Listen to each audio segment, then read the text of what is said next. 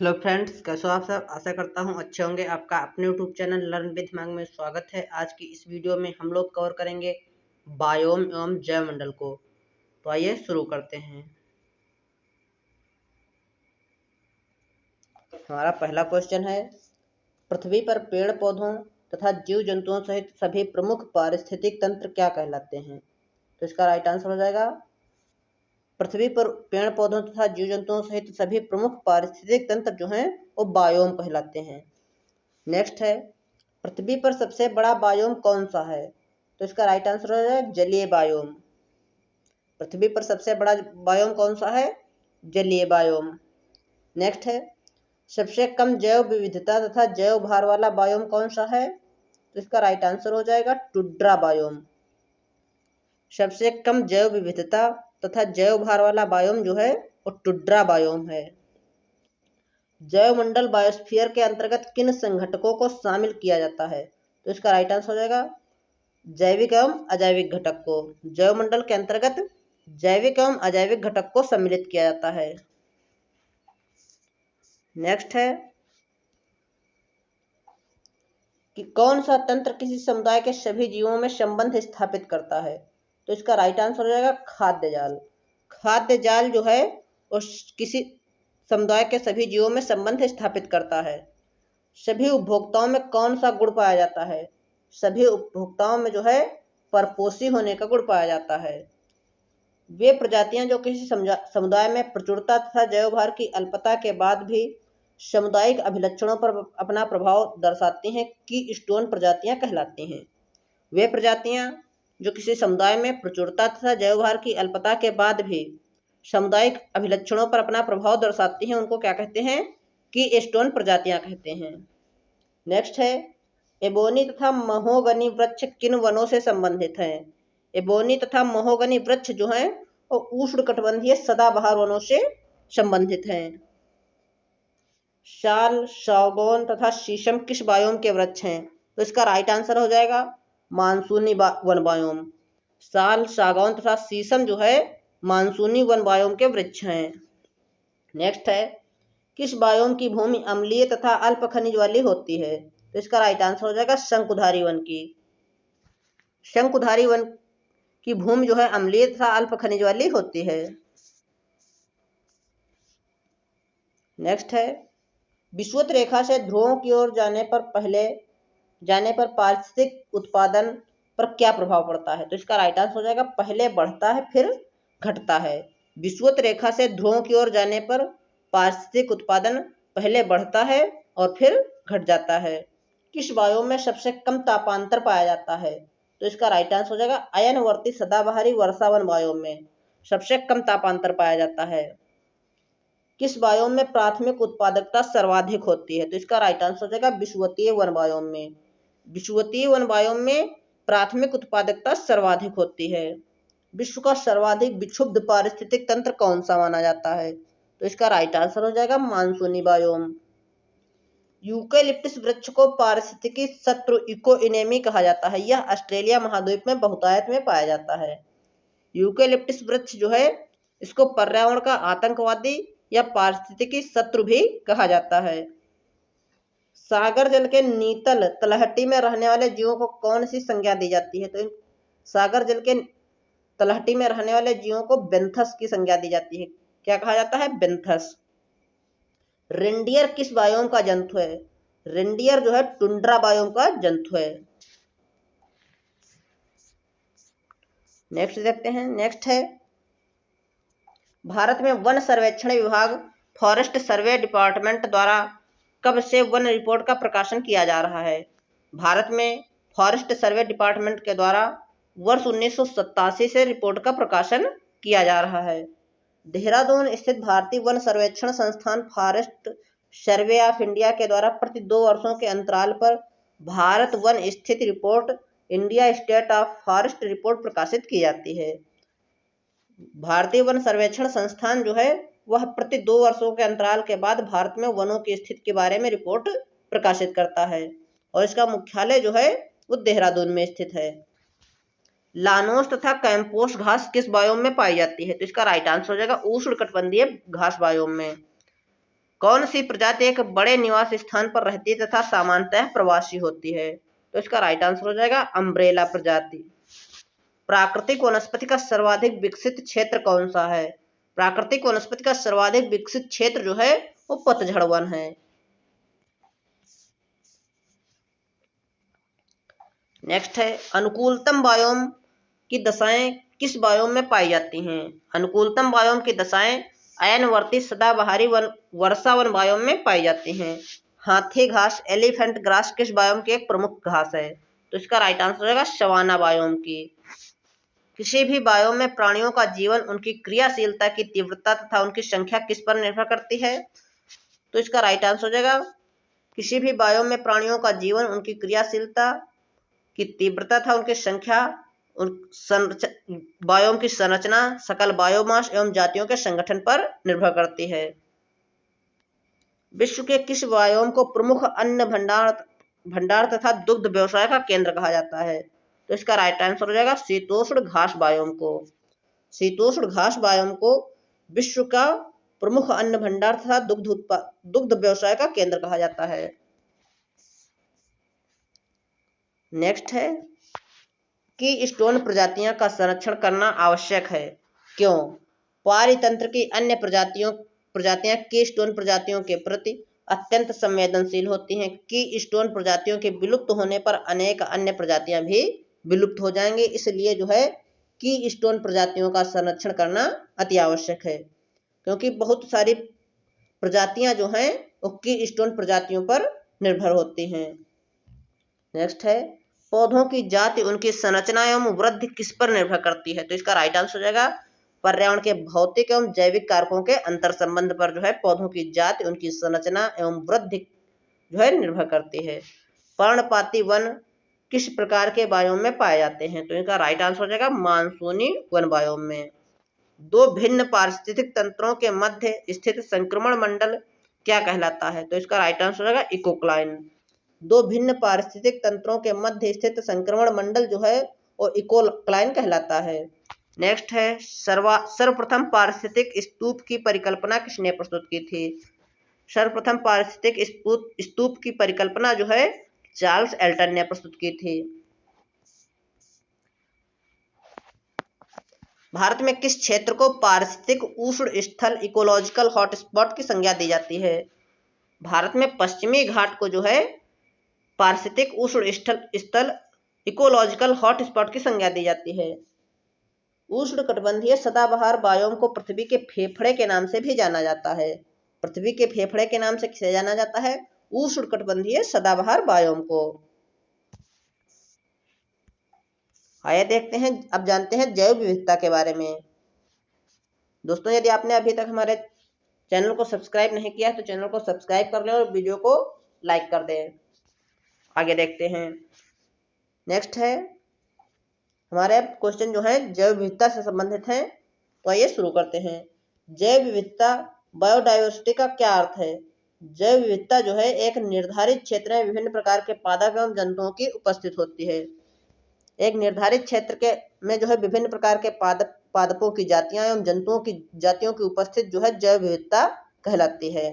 सर्वप्रथम जैव विविधता शब्द का प्रयोग किसने किया था?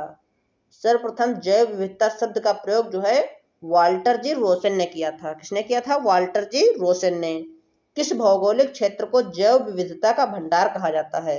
तो साथियों, उष्णकटिबंधीय वर्षा वनों को जैव विविधता का भंडार कहा जाता है। उष्णकटिबंधीय वर्षा वन जो है वो जैव विविधता के भंडार कहे जाते हैं। वन्य जीव अभ्यारण्य, जैवमंडल, आरक्षित क्षेत्र, राष्ट्रीय उद्यान आदि की स्थापना जैव विविधता को संरक्षित करने के लिए की जाती है। नेक्स्ट है, संयुक्त राष्ट्र संघ द्वारा दशक 2011 से लेकर के 20 को किस रूप में घोषित किया गया? संयुक्त राष्ट्र संघ द्वारा दशक 2011 से लेकर के 20 को जैव विविधता दशक के रूप में घोषित किया गया था। हॉटस्पॉट शब्द का प्रयोग सर्वप्रथम प्रयोग किसने किया था? तो इसका राइट आंसर हो जाएगा दोस्तों नॉर्मन मायर्स ने वर्ष 1988 में हॉटस्पॉट शब्द का सर्वप्रथम प्रयोग किया था। ऐसे क्षेत्र जो पारिस्थितिकीय दृष्टि से अत्यधिक उत्पादक होते हैं तथा जहां स्थानिक जातियां इंडेमिक स्पीशीज की उपलब्धता तथा जैव विविधता अधिक पाई जाती है जैव विविधता हॉट स्पॉट कहलाते हैं। वर्तमान में विश्व में इनकी संख्या 36 है। वर्तमान में विश्व में जैव विविधता हॉट स्पॉट कितने हैं? 36 है। इनकी संख्या जो है टोटल 36 है। भारतीय राष्ट्रीय जैविक विविधता प्राधिकरण कहाँ स्थापित किया गया? तो इसका राइट आंसर हो जाएगा चेन्नई, तमिलनाडु में। कब स्थापित किया गया था? वर्ष 2003 में। भारत में लेह बेरी के नाम से कौन सी पर्णपाती झाड़ी प्रसिद्ध है? तो इसका राइट आंसर हो जाएगा शिव कॉथॉर्न। कौन सी? शिव कॉथॉर्न। भारत में अति सघन वनों हाईली डेंस फॉरेस्ट का सर्वाधिक क्षेत्र किस राज्य में पाया जाता है? तो इसका राइट आंसर हो जाएगा अरुणाचल प्रदेश में। भारत में हाईली डेंस फॉरेस्ट का सर्वाधिक क्षेत्र अरुणाचल प्रदेश राज्य में पाया जाता है। एम्स स्ट्रिप्स शब्द किससे संबंधित है? तो इसका राइट आंसर होगा बाघ अभ्यारण्यों के रखरखाव से। बाघ अभ्यारण्य के रखरखाव से एम स्ट्रिप्स शब्द संबंधित है। भारत ने जैव सुरक्षा उपसंधि प्रोटोकॉल पर कब हस्ताक्षर किए थे? तो इसका राइट आंसर हो जाएगा 23 जनवरी 2001 को। 23 जनवरी 2001 को भारत ने जैव सुरक्षा उपसंधि पर हस्ताक्षर किए थे। नेक्स्ट देखते हैं। नेक्स्ट है प्रोसोपिस जूलीफ्लोरा नामक पादप पर्यावरण को किस प्रकार हानि पहुंचाता है? तो इसका राइट आंसर हो जाएगा यह जिस क्षेत्र में उगता है वहां की जैव विविधता को कम करने लगता है। प्रोसोपिस जो है जूलीफ्लोरा नामक पादप जो है यह जिस क्षेत्र में उगाता है वहां की जैव विविधता कम होने लगती है। भारत में सिंह पुच्छ वानर मकाक के प्राकृतिक आवास कहां पर पाए जाते हैं? तो इसका राइट आंसर हो जाएगा तमिलनाडु, केरल एवं कर्नाटक में।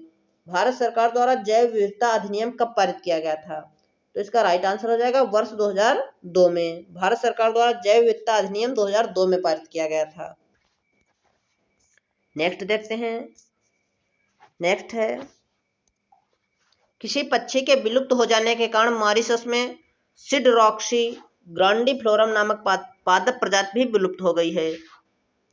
डोडो पक्षी के विलुप्त हो जाने के कारण मॉरिशस में सिडरॉक्सी ग्रांडिफ्लोरम नामक प्रजाति भी उपलब्ध हो गई है। यह उपयुक्त पौधे के फल को खाकर उसके बीजों के अंकुरण में सहायक था। डोडो पक्षी क्या करता था?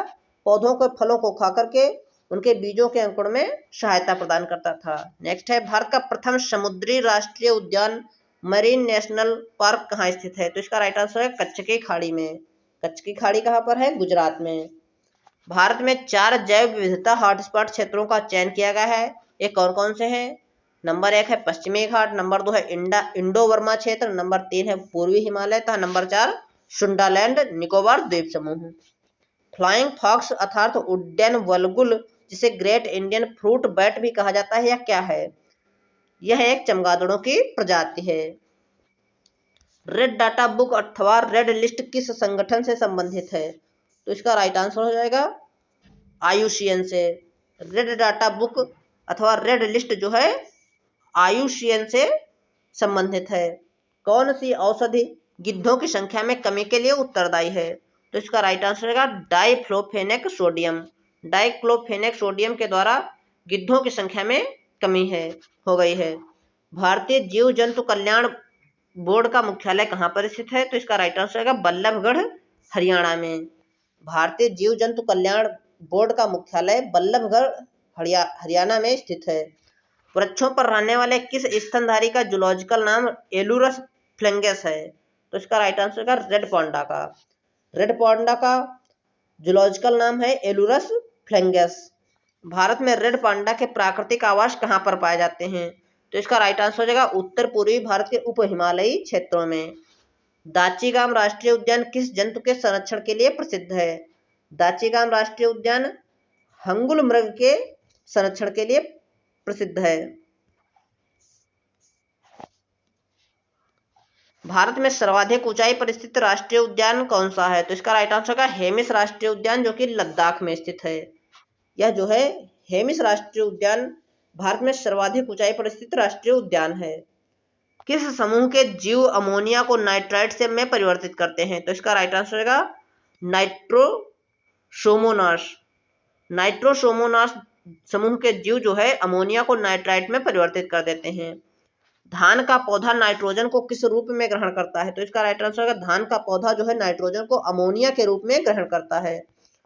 जीवमंडलीय पारिस्थितिकी तंत्र में रासायनिक तत्वों का प्रवेश किस माध्यम से होता है? तो इसका राइट आंसर होगा जीवमंडलीय पारिस्थितिकी तंत्र में रासायनिक तत्वों का प्रवेश पौधों की जड़ों के द्वारा होता है। भारत के पूर्वोत्तर राज्यों को जैव विविधता का द्वार कहा जाता है। भारत के पूर्वोत्तर के जो राज्य हैं उनको जैव विविधता का द्वार कहा जाता है। नेक्स्ट है, अंडमान और निकोबार द्वीप समूह में स्थित साउथ बटन द्वीप भारत का सबसे छोटा राष्ट्रीय उद्यान है। अगर हम दोस्तों बात करें भारत के सबसे छोटे राष्ट्रीय उद्यान की, यह कहाँ पर स्थित है, तो इसका राइट आंसर हो जाएगा यह जो है अंडमान और निकोबार द्वीप समूह में स्थित है।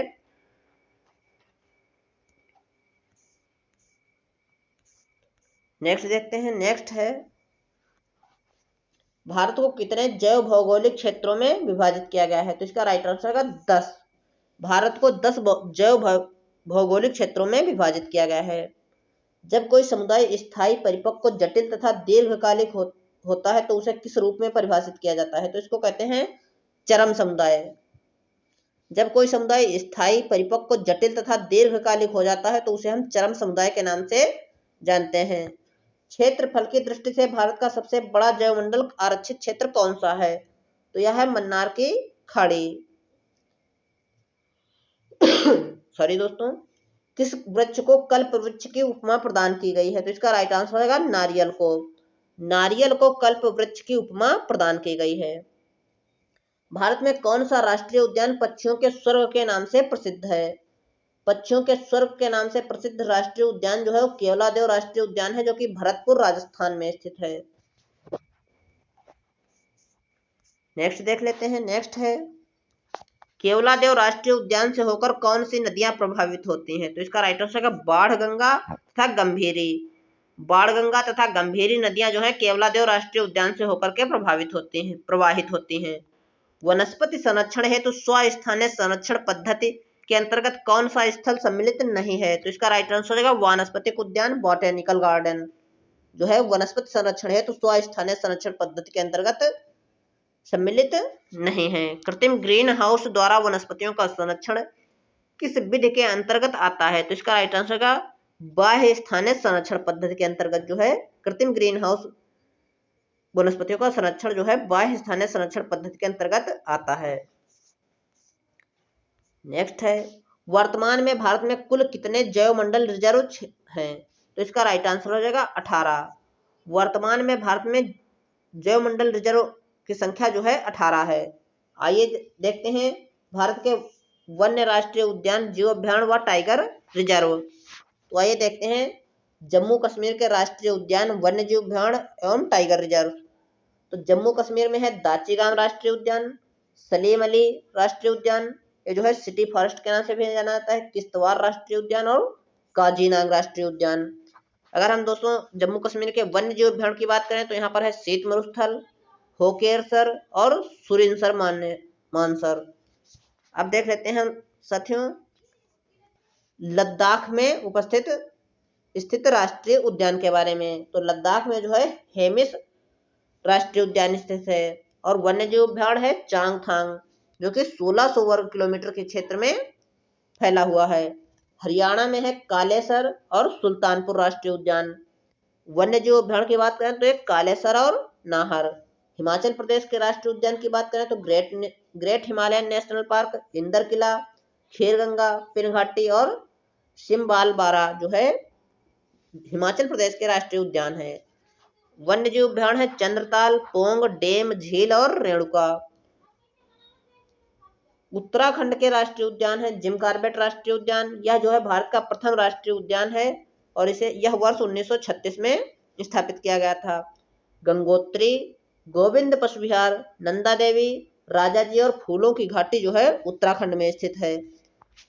वन्य जीव अभ्यारण्य केदारनाथ जो कि 967 वर्ग किलोमीटर के क्षेत्र में फैला हुआ है। अगर टाइगर रिजर्व की बात करें तो जिम कॉर्बेट टाइगर रिजर्व और राजाजी टाइगर रिजर्व जो है उत्तराखंड के टाइगर रिजर्व हैं। राजस्थान में स्थित राष्ट्रीय उद्यान है केवलादेव राष्ट्रीय उद्यान, रणथंभौर, सरिस्का, मरुस्थलीय, मुकुंदरा हिल्स जो है राजस्थान के राष्ट्रीय उद्यान है। वन्य जीव अभ्यारण्य की बात करें तो माउंट आबू, सरिस्का, जवाहर सागर, राष्ट्रीय चंबल और वन विहार। राजस्थान के अगर टाइगर रिजर्व की बात करें तो Ranthambore tiger reserve, Sariska, Mukundra hills तथा रामगढ़ बिस्थारी टाइगर रिजर्व जो है राजस्थान के मुख्य टाइगर रिजर्व की श्रेणी में आते हैं।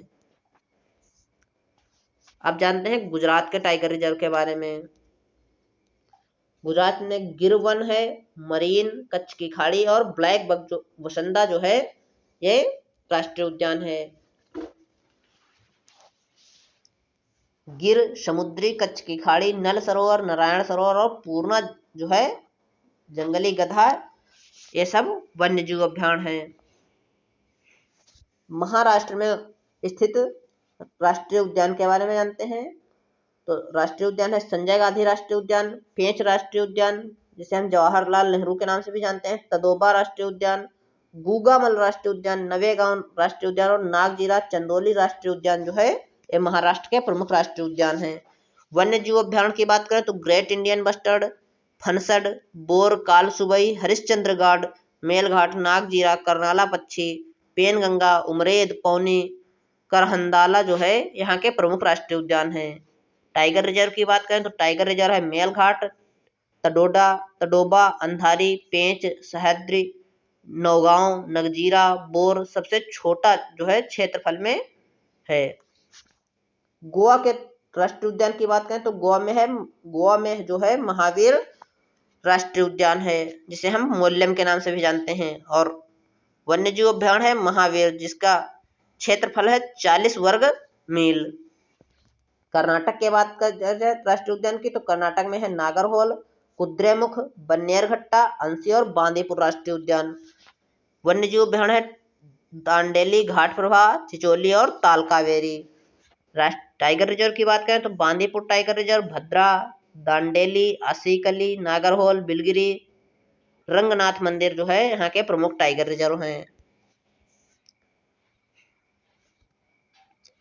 अब देखते हैं केरल के राष्ट्रीय उद्यान। केरल में है अनाईमुदी, इराविकुलम, मथिकट्टन, सोला, पराम्बिकुलम, सोला, पेरियार, साइलेंट वैली जो है यहाँ के प्रमुख राष्ट्रीय उद्यान हैं। थडेकडग पक्षी अभ्यारण्य, इदुक्की पक्षी अभ्यारण्य, नेयार, परम्बिकुलम, मालाबार और पेरियार वायनाड जो है यहाँ के प्रमुख वन्य जीव अभ्यारण्य हैं। पेरियार टाइगर रिजर्व और पराम्बिकुलम टाइगर रिजर्व जो है केरल के प्रमुख टाइगर रिजर्व हैं। केवलादेव साइबेरियन क्रेन नामक प्रवासी पक्षी का आश्रय स्थल है व मॉन्ट्रेक्स रिकॉर्ड में शामिल प्रथम राष्ट्रीय उद्यान है। केवलादेव राष्ट्रीय उद्यान कहाँ पर है? यह जो है राजस्थान में स्थित है।